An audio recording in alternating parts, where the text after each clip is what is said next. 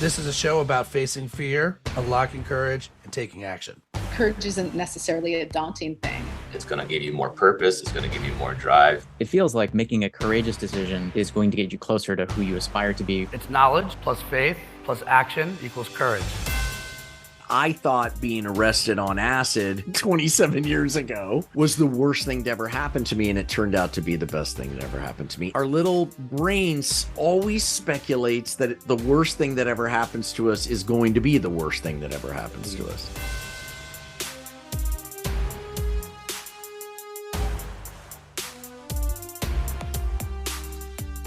All right, look, we've been on the Zoom now, you and I, before we hit record for 9 seconds. So I'm just going to share what I said. Like, you're like one of the good guys. Like, it's impossible not to root for you. And like, when you think about Hollywood and you think about that universe that you play in on a regular basis, yeah, that's what I was going. That's where I was going. That's how we feel about it. You know, we feel that, and like, Yeah. But maybe, well, I was hoping it wasn't true, but then until you're like, ugh, you know. No. I think it's, yeah, it's, you know what, it's like anything. I mean, you know, there's, my experience with Hollywood for the most part has been a bunch of really nice people who want to make stuff. I mean, that's really 99%. And that includes crew, everybody.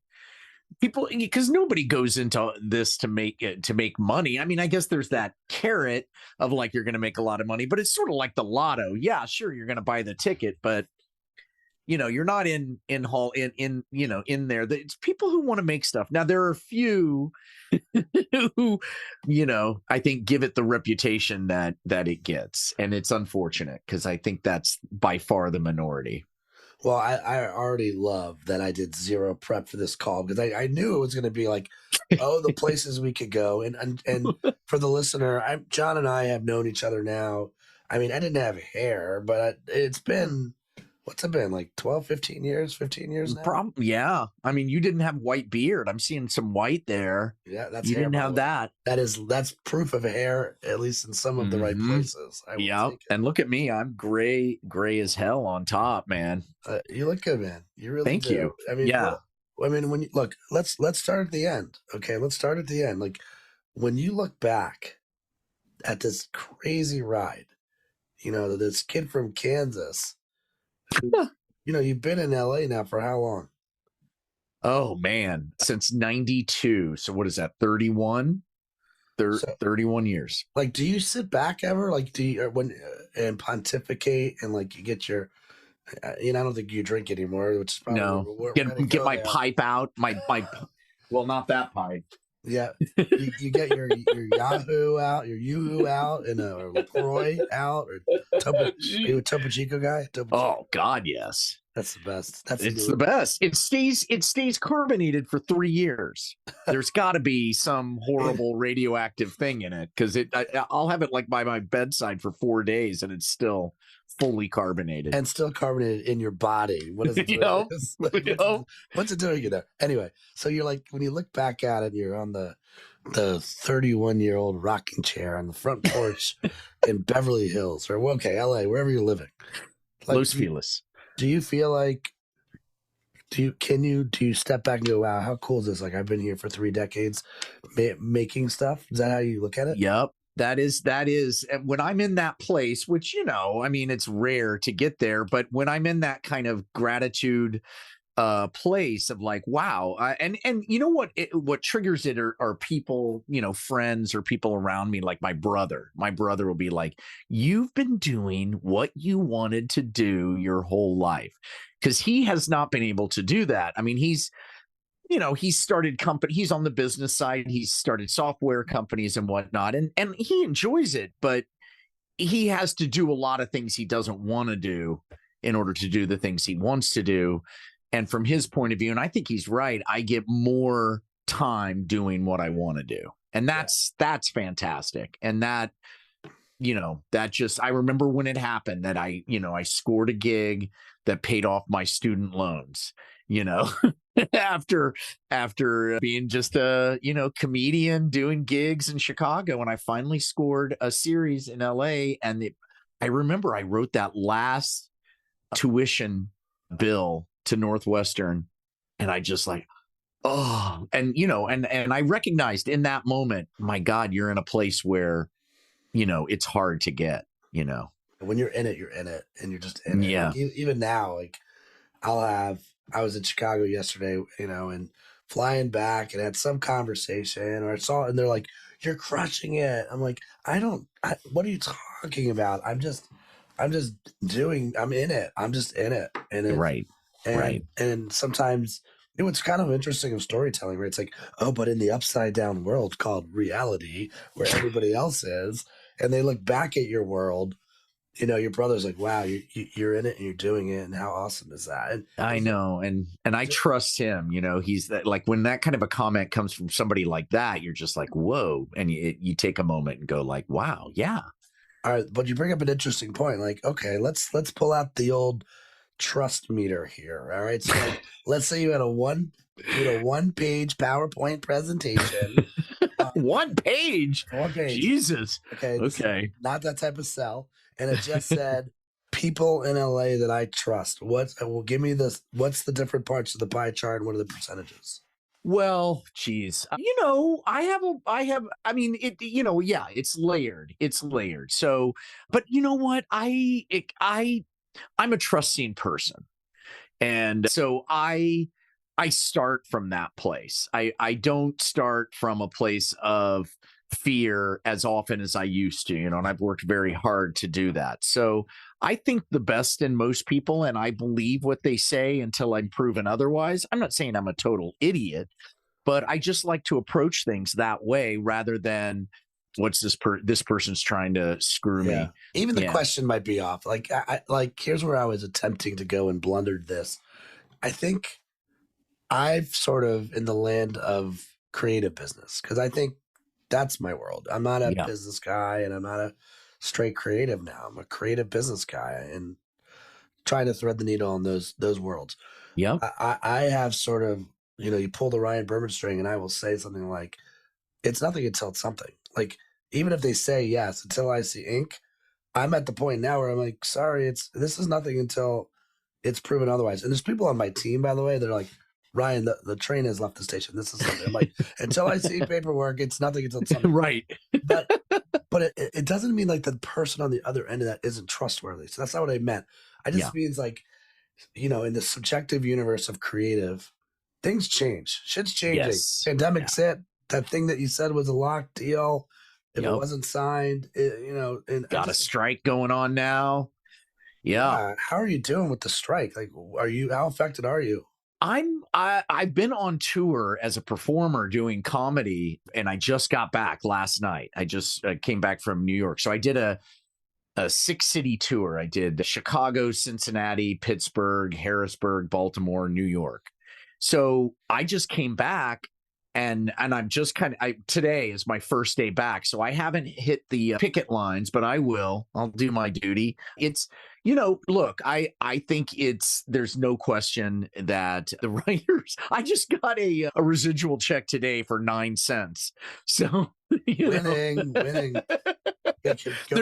There's no question that the rich are getting richer and the people in the machine are not doing as well. Not that it is a different ball game now. And so I think both sides need to recognize that. But I was going to say about 20 more checks, you get yourself a Topo Chico. I know. Right there.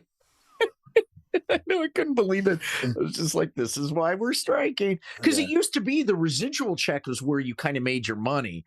Because it takes so long to get that first check, the check where you actually get a job writing something, that, you divide that by the amount of time it took to get that gig, it's like 40 cents an hour. So it's really the residual check, which was the one that kind of you could bank and live off of a little bit.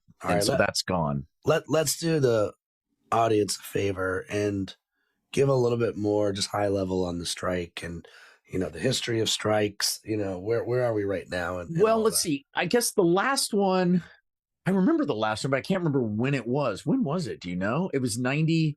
No, it was 2000s, early 2000s. I have a computer in my pocket. Ago. We'll go 20 years ago. Yeah. And basically it's all about streamers. And all the guilds made deals with the streamers in order to give them a break in order to start this new business. They kind of did the same thing for DVDs. And the idea was, okay, we'll lower our deals in order to get this new business up and running because it's good for all of us, with the mindset that we'll come back and once it's grown, to maturity, we'll make it fair. And the make it fair part just never happens. And so you have to strike to be like, remember we said.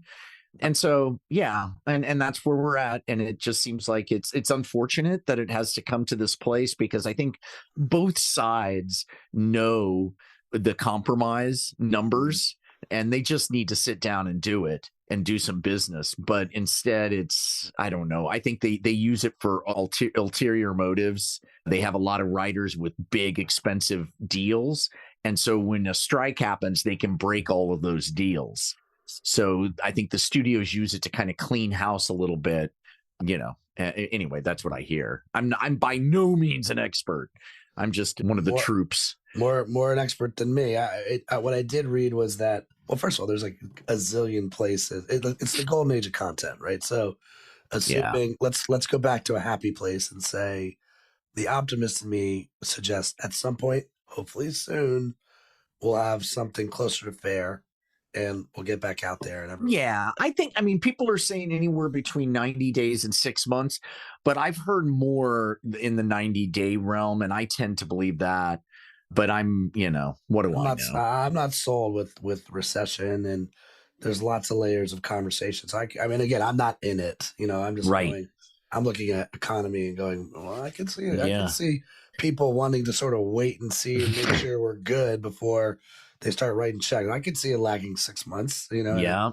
That's, again, I'm not in the bureau or whatever, the guild. I'm not in the guild. The guild, yes. What this does mean, though, because somehow reality television is not part of this. Like, that's right. A completely different. Right. We're only talking about fiction, right? With the writers with the current strike. So some reality shows are under the Writers Guild and they've been brought in, but it's still kind of a wild west where there are shows out there that are not in the Writers Guild. So those shows will still be able to go. Talk about anxiety. Like what anxiety, like already if you were in reality, you probably didn't feel part of this. Like, no, they're not. That's not us. That's not right. It's something else that shouldn't even be part of this. I could only imagine the conversation on. Yeah, I mean, one of the arguments about why there's so much reality out there is America wants it. America seems to like it, but also it was used as sort of a way to get around, the Writers Guild in the first strike. There was definitely more reality television produced because of that first strike. And there will, without a doubt, be more reality television produced in this strike. And as a producer, I'm on those sides of things. My company has a couple of reality shows. So it's really weird I'm shifting gears all the time. You are like the ultimate Lando. Does that feel weird to admit that? Yes. Yes, it is. It's very strange. There's a few showrunners out there and producers and writers out there who are trying to figure out, okay, I want to do the right thing. How do I walk this? And yeah, it's fascinating. I'm erring on the side of not doing things because the strike is new and I just don't know yet. And I'm waiting for my lawyers and manager to kind of. Well, lawyer might be the only thing you're not. So if you think about all the things you are, you are a Swiss Army knife up there. And I'm sure it, like everything else, the more you get into something that you're passionate about, you discover producing, you discover that you're an owner of a business, right? So what is the percentage right now? Like writer, producer, actor. And by the way, do you see actors different than comedians? Yeah, I mean, I don't do any, as an actor, I haven't done a lot of drama, although I've done some. So most of my stuff is comedy, and most of the stuff, I've always seen my acting as sort of a tool to communicate what I want to communicate. So I want to make a series that's really funny and entertaining and sort of subversive and you know, takes risks. And if it helps me, if it helps the project for me to be in it, yeah, for sure. But I always say when I'm pitching stuff and they'll say, John, are you gonna be in this one? And I'll be like, I'll be in it if it helps get it made. Yeah. You know, but if it doesn't help, then no, don't put me, you know, we'll put some more famous person in. So yeah, the actor side of thing has always been more of a tool. The producer thing is something that I just never realized.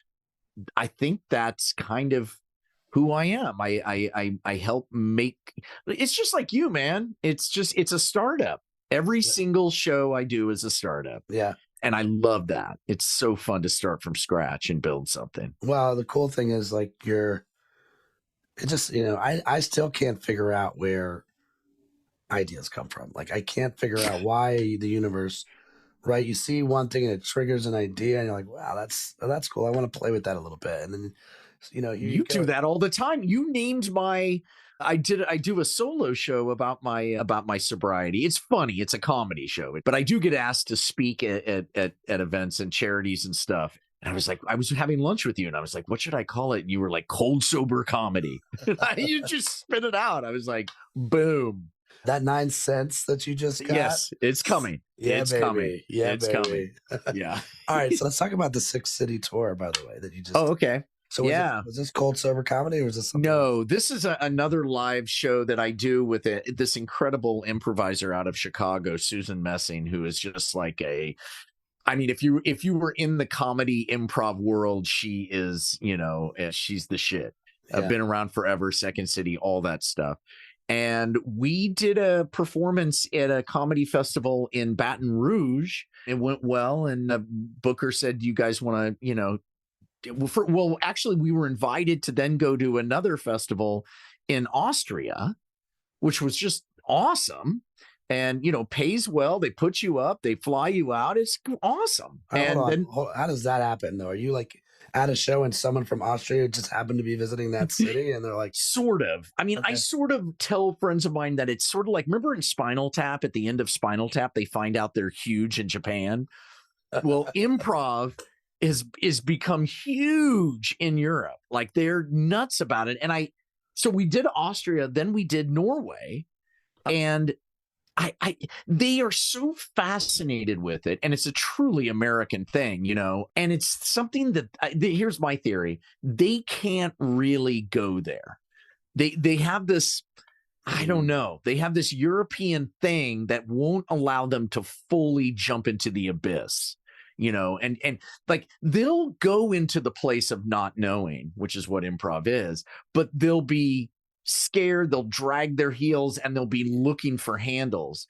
And so people like Susan and I, who just jump right in and don't try to, you know, we love the chaos and the not knowing.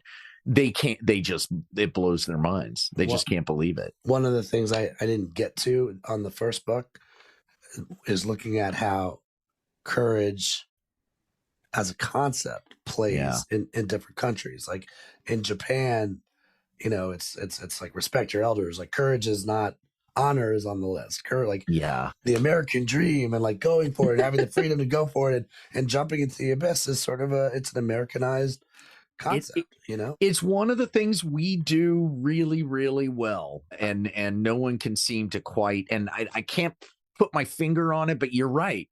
It shows up in so many, and that's why your book is so universal, because it applies to my world, you know, in a huge way. And I always, it's not something that you can sort of pass on your dogma, my dogma, to somebody else. And your book does a great job, I think, of giving different ways in and different ways of looking at it. So hopefully you can find your own, you know, it'll speak to you, which is, it's really hard, you know, to kind of explain that to somebody. Yeah, it's a sort of, first of all, it's, I thank you for saying that. But I don't, you know, this reminded me of, I was at a dinner maybe just after the pandemic or before, and Bob Iger was the main speaker. It was an intimate dinner. It was very cool because, Jesus, you know, it's like he went to the same college that I went to, and somehow, some way, the president brought me along, and we swapped books. And of course, I'm sure my book is a coaster in his house, you know. But like, That's cool, dude. it's very cool. But I remember him saying, like, congratulations on the book. Oh, courage. I feel strongly about it. And I'll say the same thing to you as I said to him. I'm like, yeah, but like, I appreciate that. But like, I'm an observationalist. Like, you're actually doing this stuff. You're living this stuff. Like, for you, John.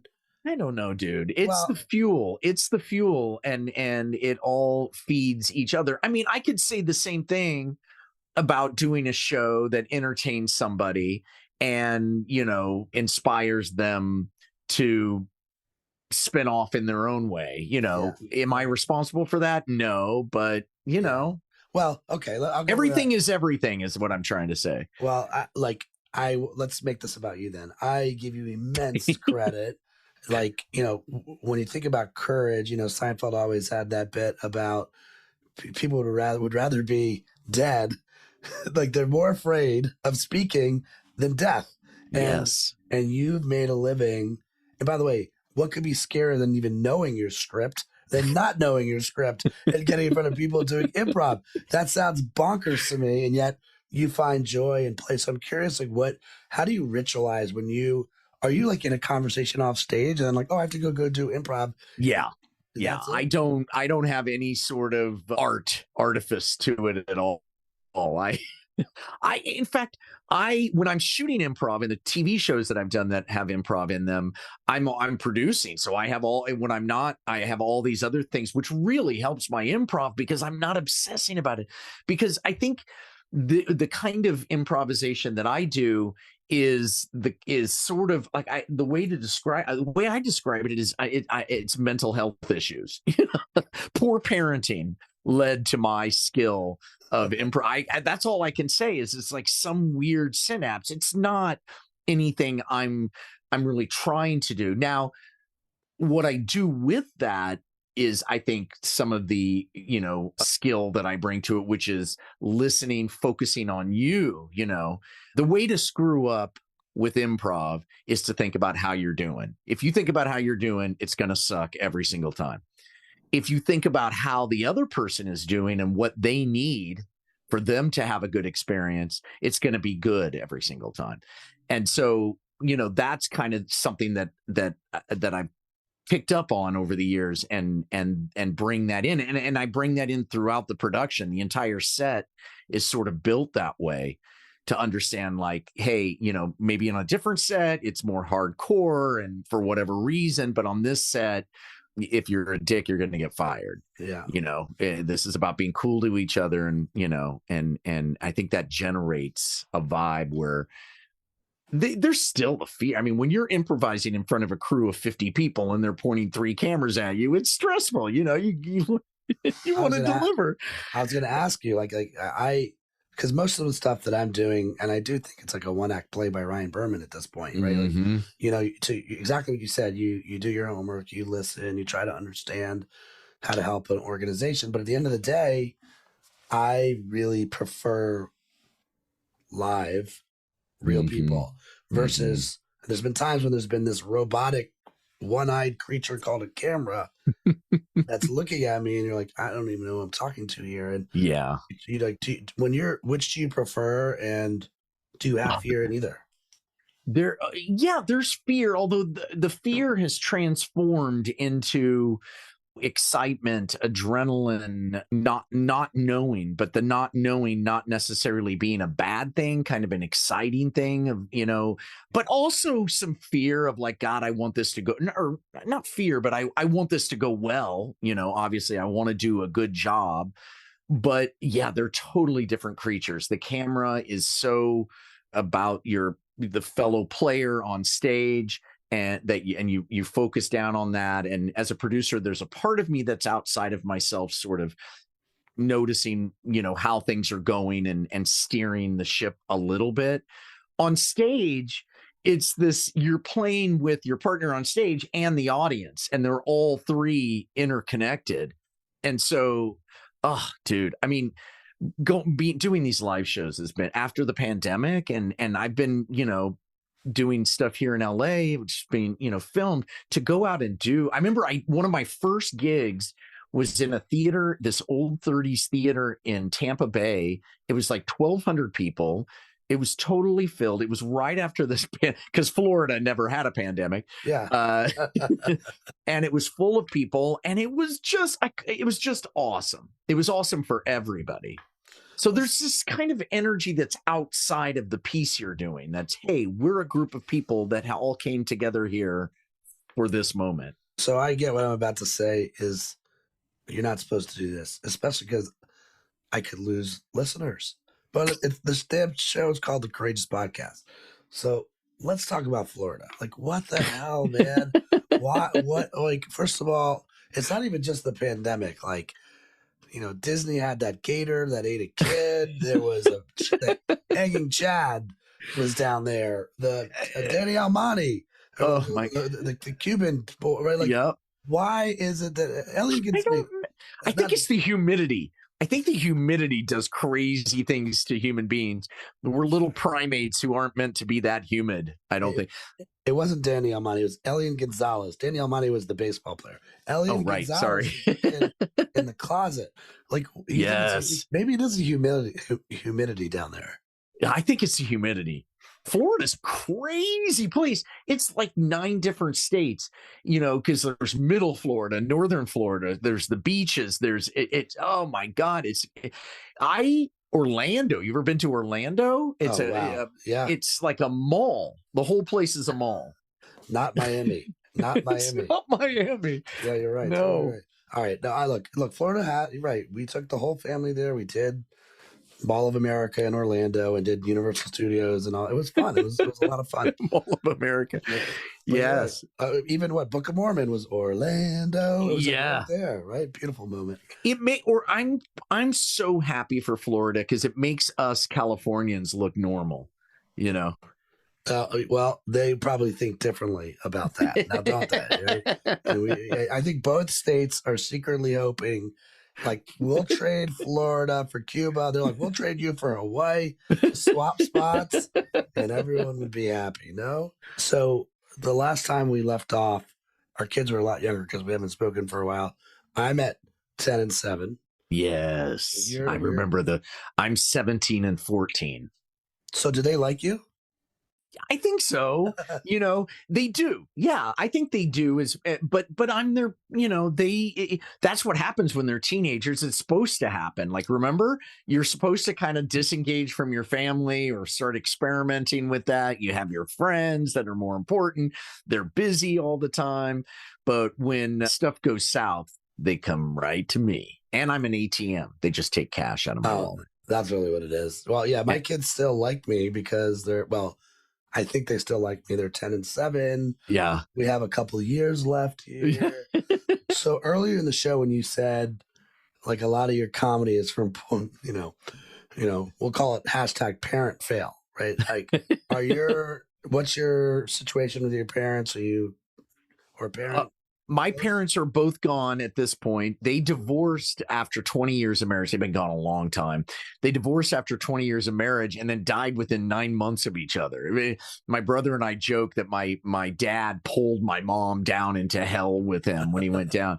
But yeah, no, they were really interesting people. My mother, I grew up in Kansas. My mother was like a hardcore socialist. Like, there's a picture of my mother in the 60s marching with the Black Panthers. She's white, but marching with the Black Panthers, holding my baby brother in her arms in Kansas. So she was, but yet if you met her, she was just like this sweet Midwestern lady. And I have these great pictures of her being arrested, smiling sweetly at the police. I mean, just this, two sides.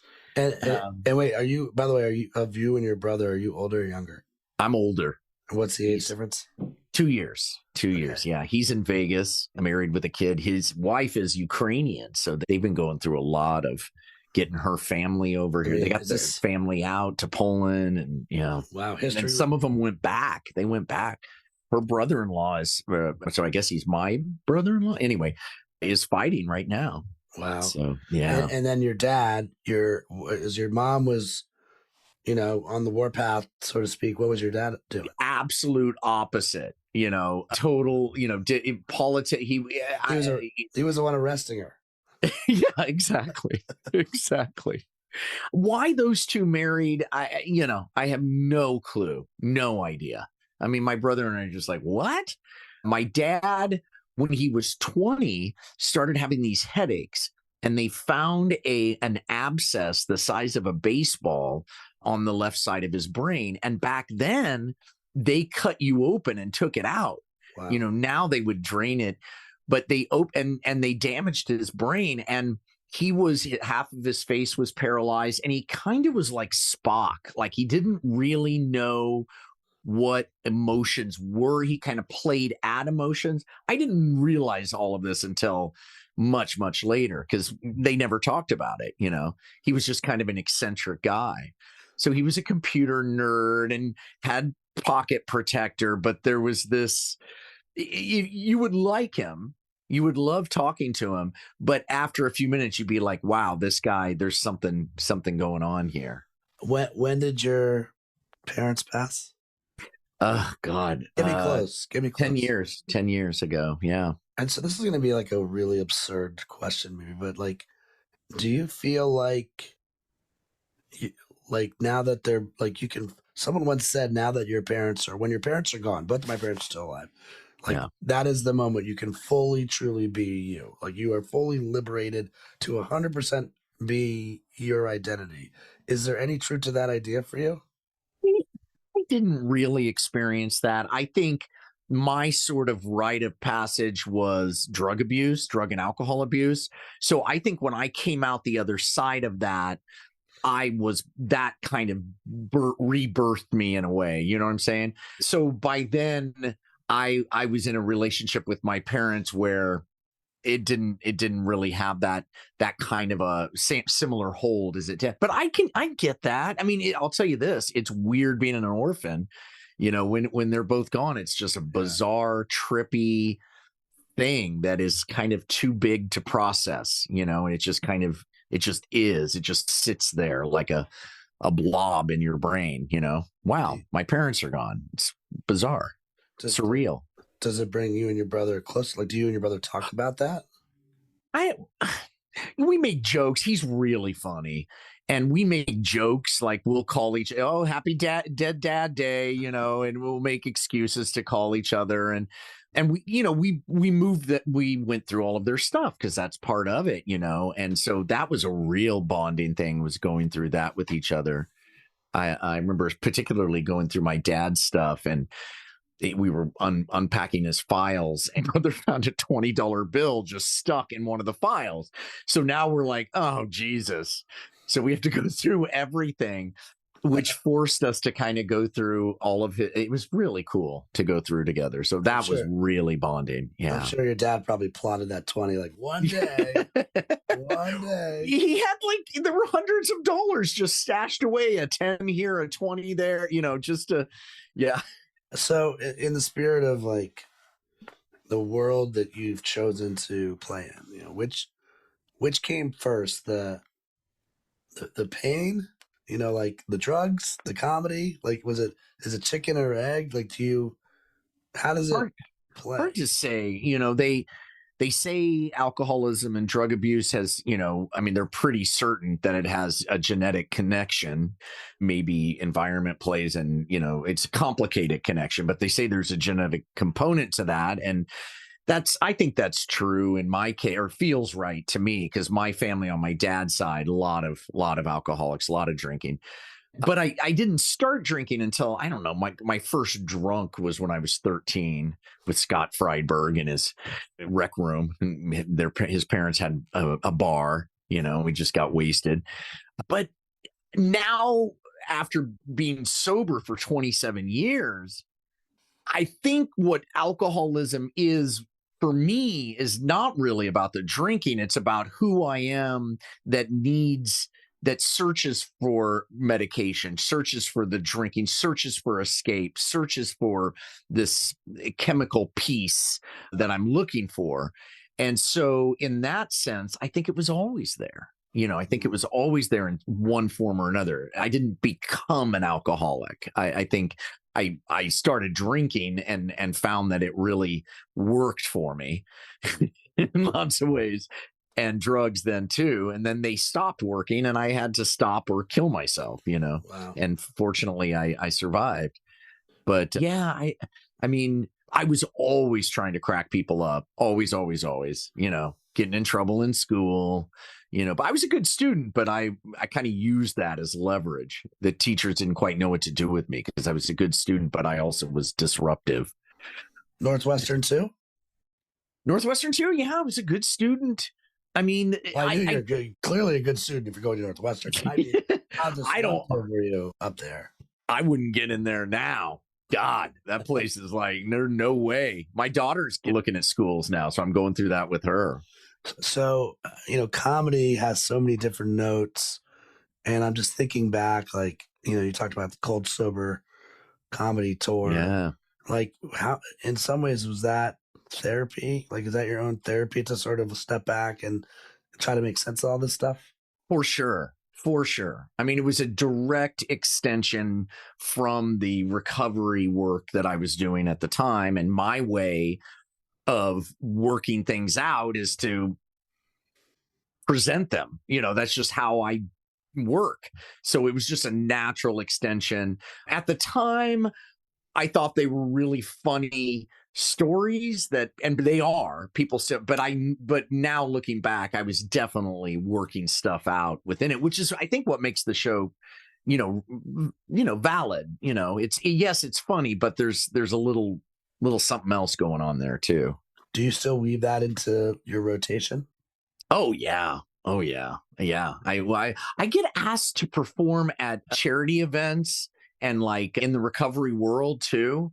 And so they know that I'll do comedy around that kind of stuff. So yeah, I do it all the time. I mean, I change it constantly because that's who I am. Yeah, you have to iterate constantly. Yeah, I feel like you, but it all comes from a good place, right? You're like, yeah, all you really want to do is like, I feel like even with courage, and I'm not a comedian, but I do feel like you're taking them on a journey, and you hope you can help people. You just want to land, and helping in your case could be escapism for a little bit, healthy escapism. To like, oh my gosh, that's so my family. It's the most relatable thing. Yes. Right. Now, how does, when you said the 6-city tour, big in Japan, are you big in Cincinnati? Is John Lehr like, what? Do you have family in Cincinnati? Well, we got a standing ovation in Cincinnati. No, I don't know anybody in Cincinnati. It's just, I've been doing, because I took improv. I come out of Chicago improv scene. And because I had some success in the live improv world, which doesn't mean a lot financially. And then I ended up in LA and used improv for television. There's interest in me in a very small niche community. And nowadays if you're big in a small pond, the internet serves you well and people come to see you, and so, but yeah, it was awesome, dude. It was so fun. I mean, so fun. I as a comedian, I can't think, other than jumping out of, like a parachute, without a parachute or a plane, like this is up there for courage. Like this is getting on the stage and having the courage, like to go in front of a crowd. That's basically like, yes, it is. Hey, it's on the list. It's on the top 10, right? It's like public speaking is way up there for fear, especially for comedy, where it's like, yes, hey, John, because this is what's not said, right? Here's what's said but not said, right? It's like, so here's the deal. I left my house tonight and I spent money. You better make me laugh. Yes. Go. Yeah. And I think from my point of view, it's like, hey, you chose to be a part of this experience. I left my house too, and we're in this experience together. Yeah, like and that helps kind of reframe it. But you're right. There's a direct arrangement there, and you better deliver. But I like the reframe. I think that's I think one of the questions I was going to ask you, And so start thinking about this. Like if there's 2 to 3 points that you'll leave audiences with, because like everyone's going through their own thing. And I always say you stuck, are you scared, are you playing it safe? Because in any of those scenarios, that's where courage can help. And so, that the reframe, like I'll give an example in my world. In business, everyone gets terrified when the boss is like, something has to change. Something has to change here. This has to change. This is not working. And then what happens is everyone gets afraid, and they get scared, and like, well, then they start to speculate. And I'm like, oh, it's so interesting that change is basically the same thing as the word new. Right. But new is looked at as like one of the 3 most powerful words in storytelling. New. Finally, this new, it's now fruity pebbles with honey. or like, congratulations, like you've been handpicked to work on a new project at work. And so it's funny how change is scary and the reframe is new is exciting. And we don't feel that. They feel very different, even though it's like, wait, it's the same thing. Like you don't have it figured out, but you get to work on something new. Is a change. That's a great way of thinking. I love that because you're right. It's opportunity. What's the new? Okay, things have got to change. I'm gonna be. That's exactly what I want. I don't want to be bored. I want to go. I want to. I want life to be sweet. I want things to be challenging and new and different. And there are times when I don't, but overall I do. And yeah, you're right. And I think what you said about kind of doing the same old, just relying on what you've done in the past is just the death knell. Well, especially in our world, especially in the creator world, it's like you can feel when you're like, whoa, I need to go back to creator mode. So for anyone that's listening, like, what are the hero tips that you can give? And the metaphorical get on stage, right? That you want to leave. Like if there was a perfect world, you've got 3 of these great little isms, and we have not. Like I did not send you questions on this. No, you didn't on the spot. So what do you got for us?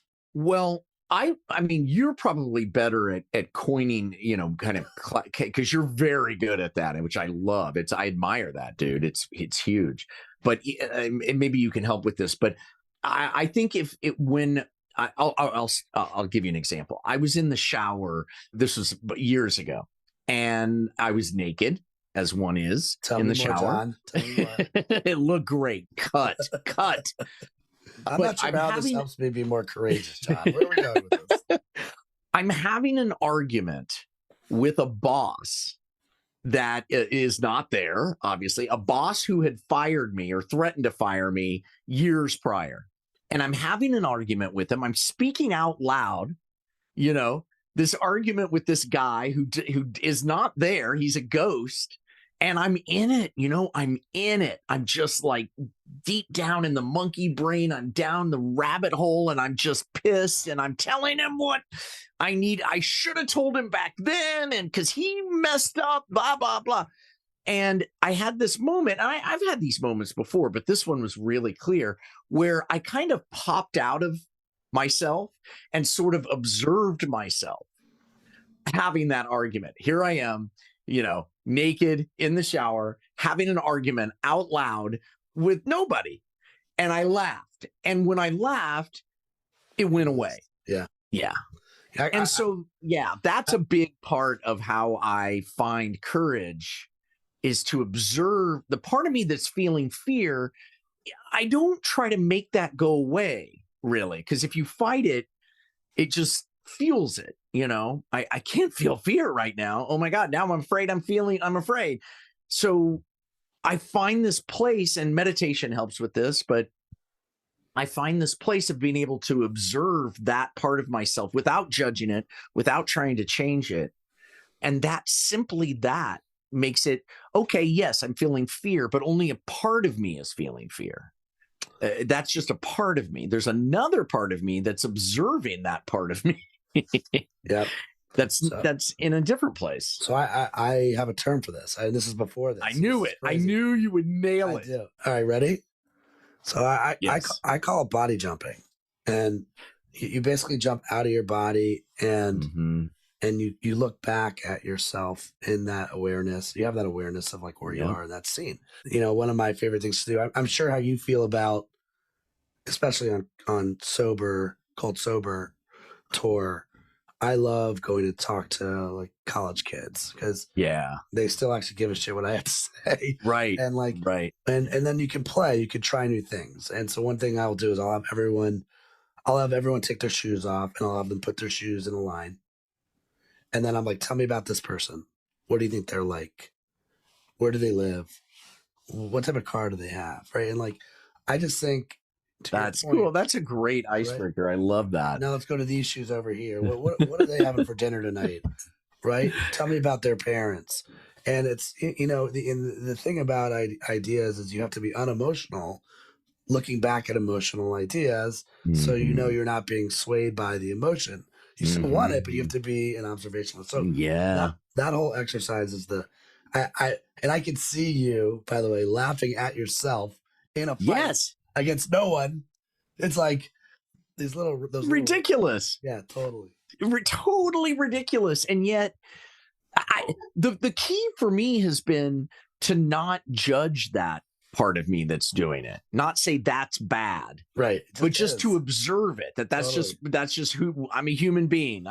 It's like I'm gorillas in the mist, you know, and I'm just looking at the little, you know, hominid that is John, you know, yelling at an imaginary boss. Well, to your point, I think success is when you can laugh, right? It cracks you up because like you realize like this is the human experience.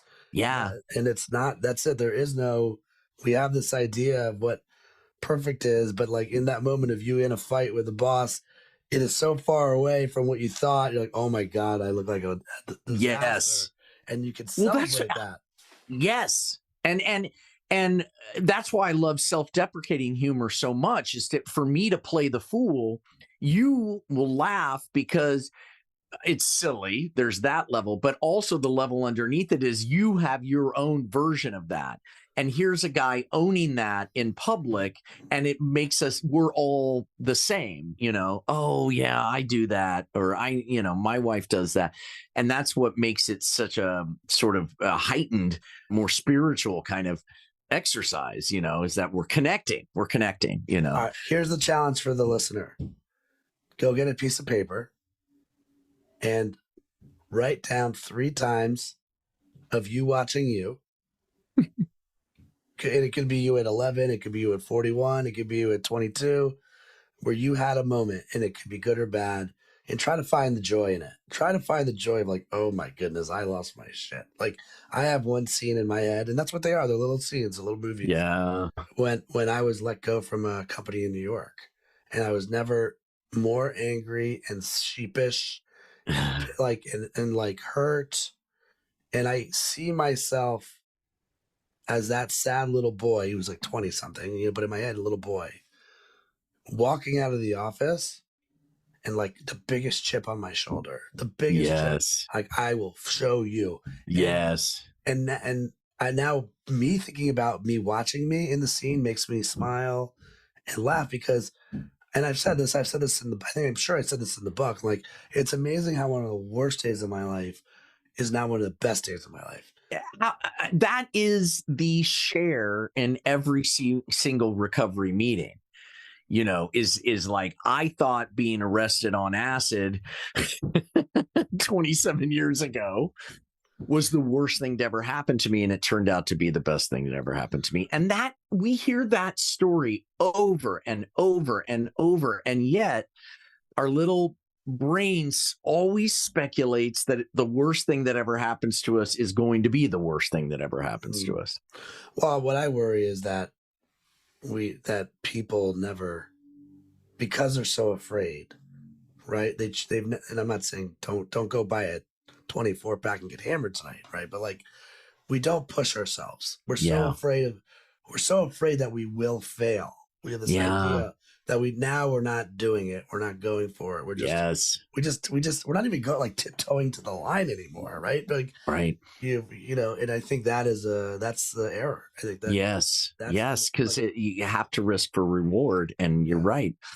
You have to stick your toes out there. Improv is such a huge part of my life, but I've done 2 projects recently. One was an independent film and one is a play that I'm in right now that are both 2-handers, just 2 actors, and they're fully scripted.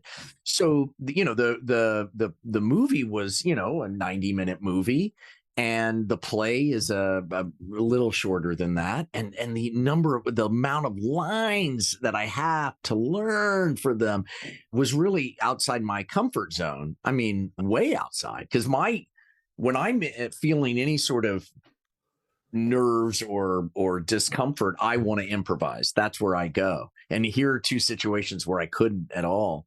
And man, I got so much out of that. And I didn't want to do it. But a part of me just was like, it was, I think the pandemic's helped with that too. For a lot of people, it's been like, you know what? Let's go somewhere new. Yeah. Well, look, that to me, maybe that's the second point. I don't want to take your points, but you have this straitjacket that says you must learn the lines. Like, let's take out the thing that where you want to go, which is improv. Mm-hmm. You now need to learn a 27-act play. Yep. Remember all the lines. So, all right. So what else do you have for us? Give me one more. Let's see. I think, and I sort of touched on this, but I think it's be of service.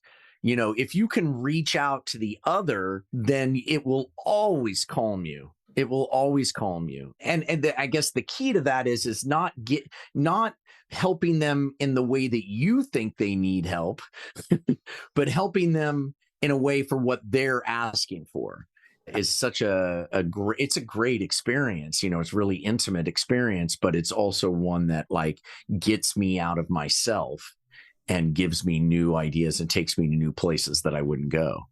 Well, it's funny. I don't until you said that I named Cold Sober Comedy, which I remember, but I didn't remember until you said it. And you remember, right? Oh yeah. And it was such a gift to me because I was trying to make it simple that people would get it, and you just did it. And that's such a gift, man. Well, I wasn't fishing for compliments, but no, I know you weren't. But I think it's anytime the universe has given you a superpower, right? You have yours, I've got mine, the listener has theirs. You have yours, and maybe you have to go figure out what your superpower is. But look, I think anytime, because I've got some people don't do that, make them pay for it. And it's this is what, if I can help you be successful, that brings me joy. There is a pay. It's just not in currency. I'm not looking through your dad's shit for a 20. It's a different type of currency. Yes. Right? Yes. So, all right, man, that's cool. I love it. Well, I like the in-service thing. Because it always makes it easier, I think, for people to leave when they realize, it isn't about you. It's about how are you serving a body of people or even one person. Yeah. What are they? And it can be really super small. What does this person need right now? What are they asking for? I can provide that for them. It's, it's a small thing. And sometimes those small mundane things are the ones that get me out of my head and take me to, projects or ideas that I never would have thought I would go on. All right. So in conclusion here, I got to bring it up because I don't think the audience knows, you were the Geico Cavemen. Weren't you the OG Geico Caveman? I was in the very first commercial, man. I was the original. The OG. So do you like that people bring it up or do you not like it? Oh, yeah. Are you kidding? It paid for my house. I mean, yes, I love Geico.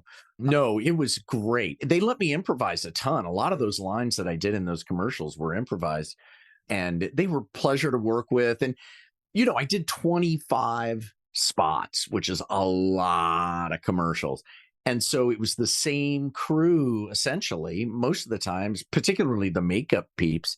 And so we became friends, we watched our kids grow up, it was just a wonderful, and you know what? It keeps going, Ryan. I mean, it's I was just asked to do, oh God, what's it called? I Can See Your Voice.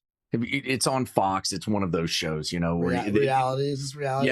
Yeah, where you try to guess whether the person is singing or lip syncing. So they wanted the Geico Cavemen to come on. It was so great, you know. I met up with my buds who'd done the makeup forever. Hey, how's it going? Do the gig, and fantastic, great times. I will also say huge props to the creative team that came up with it. Not just because it's a really good idea, and I'll even said on stage last week, and like they always talk about 2 years is the run of a CMO, and then the new CMO comes in 2 years, or it's the run of a good campaign. No, 2 years is the run of a shitty campaign. Like if you have a really good idea. Like, because we still say a caveman can do it. Like it's that. I mean, it's amazing. I get people all the time. Which the craziest thing are the young people who come up to me, and I'm like, "How do you know this?" And they're like, "Oh, it's on YouTube. I love it." You know, it's just crazy. And it's also nice to be famous in that way, in that super pop way, but not be recognizable. And it's kind of interesting to be able to experience it without any of the downside. Have you actually ever like paid to get dressed up in the caveman stuff? Just go out on the town? No. You might want to consider it. It's so uncomfortable and so expensive. I don't know what it costs. It's probably around $20,000 each time they do. I mean, It's like so crazy, man. It takes them 3 hours. It's the craziest thing in the world. You wouldn't believe it. It's a whole art form, and it's really uncomfortable. Well, just to put a pen. The other thing that I think was really cool to hear about, because I've seen a lot of, I think creativity and being in the creative world, there's just a lot of self-esteem conversations that happen with creatives. And so I want to commend the core team that came up with it, because giving you permission to improv can be a hard thing to do. And I know in my career, when I was younger, I'm like, say this fucking line. This is the line. Please say the line. And in your head, you have it exactly what it is. But usually it's like, let the person do what they're best at and make it better. It's a hard lesson to learn. It is. It's plain. And this was a huge lesson I learned as a producer. I thought when I have a crew of 100 people, I thought their job was to actualize my idea, right? And I had a major shift where I realized, no, it's my job to figure out what all of them do best and augment what I'm creating in order to take advantage of their talents. And once I did that, oh my God, it just jumped. It jumped in quality. Another hard lesson for me at a time when I was a creative director. You're like, I think my job is to pick the idea and then make it better. And no, it's exactly that. It's to keep asking questions. Yes. Keep pushing until, they come to the conclusion on, have we thought about this, and colliding that with this. And next thing you know, you've got that. Yeah. That's where the win is. Yeah, man, John, true. This was not surprisingly a very fast. So good to see you, man. You too. So good to see you. I root for you. Stay your courageous self, doing your improv and your shows and your producing. I hope the strike is over soon. Come see me in San Diego, and I will. I will. I still think in this lifetime we will do something together. I do too. But there's something coming. Probably not reality, but maybe reality. but thanks for coming on the show, man. Oh, my pleasure, man. Thanks for having me. Thanks for tuning in to this episode of the Courageous Podcast. If you enjoy the show, don't forget to rate and review us on Apple Podcasts so more people can find us. See you again next week.